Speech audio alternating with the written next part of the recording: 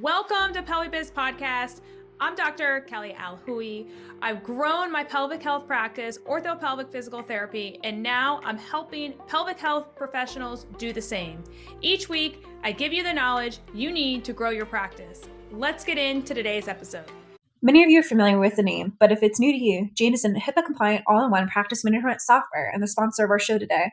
The team at Jane know your time is valuable, and they designed online intake forms to help you reduce admin work and so that you can take back your treatment time. Whether you need to collect patient or client data, insurance policy information, health history, or consents, Jane's online intake forms offer a safe and secure way to gather everything you need before your patients walk through your door. You can also collect payment details securely through your intake forms via Jane's PCI-compliant payment solution, saving your patients time at checkout. To learn more about how Jane's intake forms can help, head to jane.app/guide to book a one-on-one demo with a member of their team. If you're ready to get started, you can use the code PelviBiz1mo at the time of sign up to get a 1-month grace period applied to your new account. Today, I'm going to talk about how to not scaredly run your business, but to be the boss of your business. And I'm going to talk about boss moves today. How to be a boss and how to just freaking kill it in business and how to not be scared of change. I think that's the biggest thing, and that you actually want change. You actually want movement in your business. You don't want it to be stagnant. The second it becomes stagnant, you're done. You are literally done. You're going to be dead in the water. Most of you kind of know over the last couple of months, it's been crazy here at OrthoPelvic.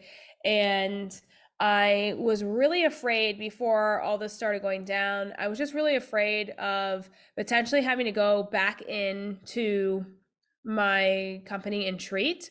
So I'd be treating 35 patients a week and also running OrthoPelvic and also doing PelviBiz. Like, I have no one that helps me, by the way. So it's just me. I do it all. I don't have any partners or anything like that. So it's just me doing everything. So I was like, how the heck am I going to do this? And I think the biggest thing is being presented with the opportunity. Okay, that's number one, of the challenge of, hey, you're going to have to do this. Like, no matter what, you're going to have to actually do this. So I had to face my biggest fear. Okay. Then you're like, oh gosh, here we go.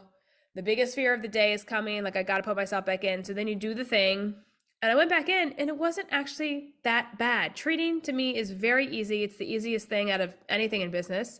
Super easy. This is why most of you guys want to stay treating, because it's easy. Business can be challenging. And this is why people tend to give up on themselves, because they're like, oh, it's not working for me. Can't do it. I'm going to give up. And that's just not what you should be doing. You should be thinking about, how can I actually change and move things forward? So I think that's the first thing, is if something isn't going your way, how can you change and pivot to make it to where it actually works in your favor? So let me give you an example of this. Let's say how I always did marketing was in person, going to visit doctors' offices, going to talk to people, doing workshops, all the things.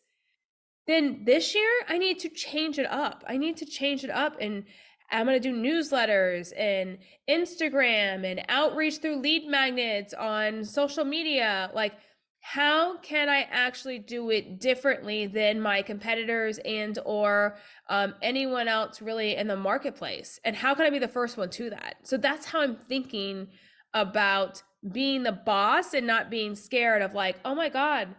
Let me tell you this too. Here's another thing. People are very scared. Oh my God, people are going to leave my company. They're going to start their own. Guess what? It's now happened to me 3 or 4 times, and they literally have hooked on directly next to me. Okay. And they've hooked on with my top referral sources. And guess what? I'm still leading the pack. And I always will lead the pack, because I create leaders. That's what I've realized. I've created leaders. I make it appear easy, that it's amazing, that it's like so easy to lead. And the reality is, when they leave, good for them for trying, but it can be a long road. And guess what? I'm always going to be 5 steps ahead and figuring out what's the next newest marketing thing, what's the next tactic, all the things, because I think, and I don't just copy what people are doing. I do it first, and then I'm like, hey, this is how it worked. Let's try this. And I'll tell my mastermind people, like, hey, let's try to do this, right? But I'm always testing. I'm always figuring out the next biggest thing of like, hey, what can I bring that's different? And keep going. I'm always constantly learning the newest, greatest, whatever. This is why I'm in so many masterminds, is because I've got to stay on top, because I create my competitors. Just create all of them. Okay. And I'll continue to create them. I really will. Because anyone that works in my company, I want them to be big leaders. And I don't have a problem with that, as long as they do it respectfully. You know what I'm saying? Some people don't. So, and that's just character stuff on their character flaws on their end. But I can't control that. So if I can't control it, then why would I even worry about it? So let them do their thing.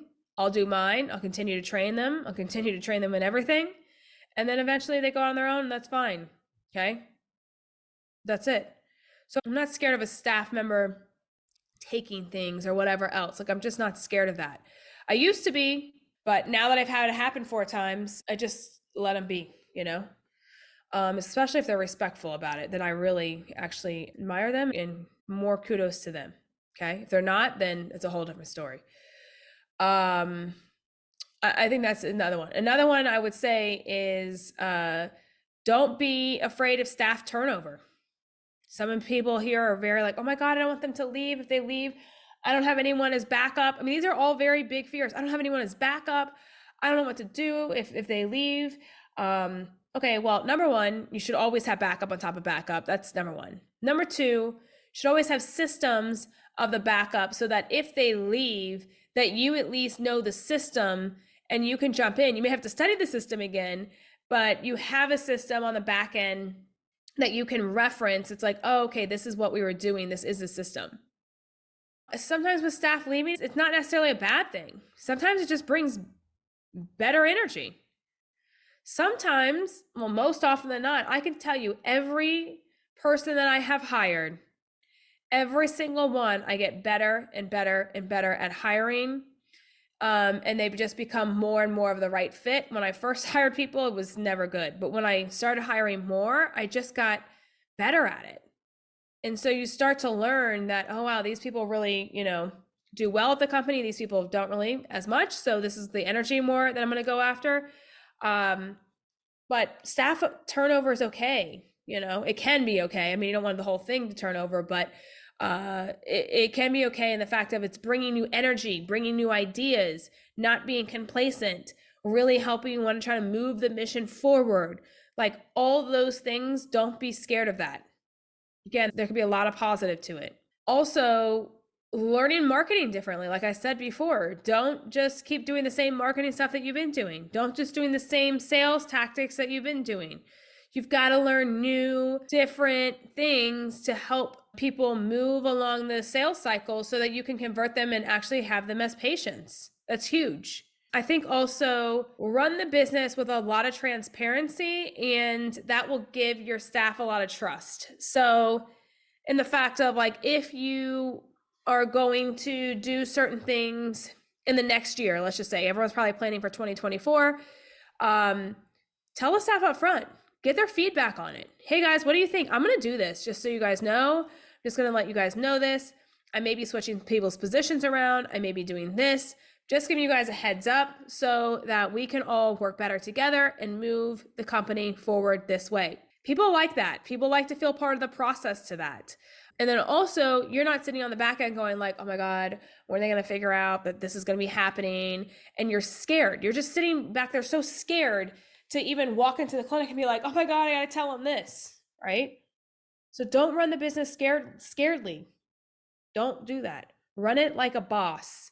And the fact, and what I mean by that, run the business like the boss, because you're making the moves. You got to do the thinking. You got to lead the people, and don't be scared. Don't be scared to make changes. Changes can be good. And I think it's also the way that you look at it. So run it very intuitively and include everyone, but keep running it like you are not just, coasting and letting things kind of come in and out and all the things. Like, have a goal in mind. Definitely have a goal. You've got to have a goal, because if you don't have goals and or standards for every single person in the company, then there will be some, I call them leaky pipes. And those leaky pipes, that's what you got to figure out. Who's the leaky pipe and where do you need to patch the leak, aka replace the person, you know? So I think that's huge. So this is just some couple tips of how to actually not run your business scarily and actually truly run it like a boss. And for those bosses out there, hopefully every single one of you guys are truly running it like a boss and just taking action and just doing the thing, even if sometimes it's so painful. I always say, like, oh, today I got to rip off the Band-Aid again. Got to rip off the Band-Aid again. I'm like, today, can we not rip off the Band-Aid? Because it's so uncomfortable, some of these conversations and whatever else, but they just got to be had. You can't be scared about it. You just got to do it. And it's going to be so uncomfortable sometimes, but the hard conversations is when progress is actually made.